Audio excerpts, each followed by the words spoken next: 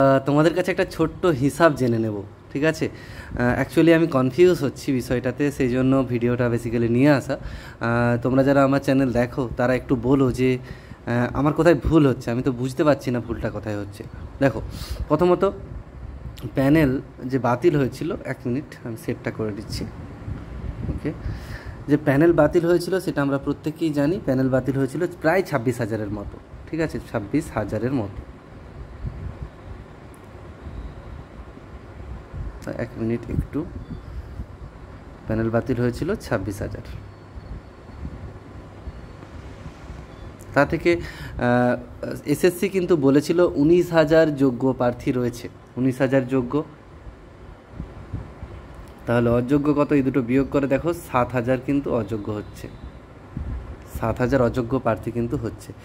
এবার বিষয়টা হচ্ছে, সুপ্রিম কোর্টে যে অযোগ্য লিস্ট জমা পড়েছে শুনেছি, বা ওটা খবর মারফত বা বিভিন্ন নিউজ চ্যানেলেও এটা কভারেজ করেছিল, যে অযোগ্যের লিস্ট যে জমা পড়েছে সেটা কিন্তু মাত্র 4,599। আমি 6,000ই ধরলাম, এটা প্রায় 26,000-এর কাছাকাছি। আমি অ্যাপ্রক্সিমেট 25,000 সামথিং ছিল, আমি প্রায় 26,000 ধরেছি, ঠিক আছে?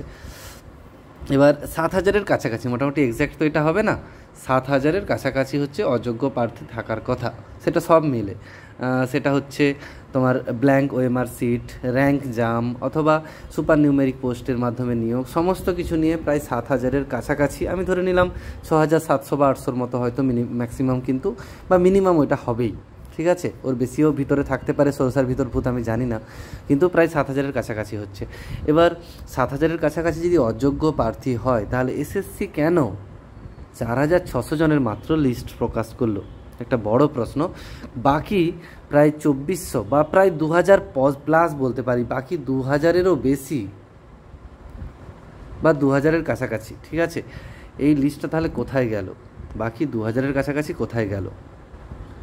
2,400 যদি নাই বলি, তাহলে মোটামুটি এই 2,400 আমি ধরেছি, কিন্তু 2,000 তো মিনিমাম হবে, 2,000-এর কাছাকাছি। এইটা কোথায় গেল? এদের লিস্ট কেন জমা করলো না? বা এটা নিয়েও কেউ কোনো কথা বলছে না। মানে আমি বুঝতে পারছি না আমারই কোথাও কি ভুল হচ্ছে নাকি, সেজন্য বেসিক্যালি ভিডিওটা বানালাম। যদি আমার কোথাও ভুল হয়ে থাকে আপনারা একটু কমেন্টে জানাবেন যে হিসাবটা কিভাবে হচ্ছে। আমি আসলে বুঝতে পারছি না, নিজেও কনফিউশনের মধ্যে রয়েছি।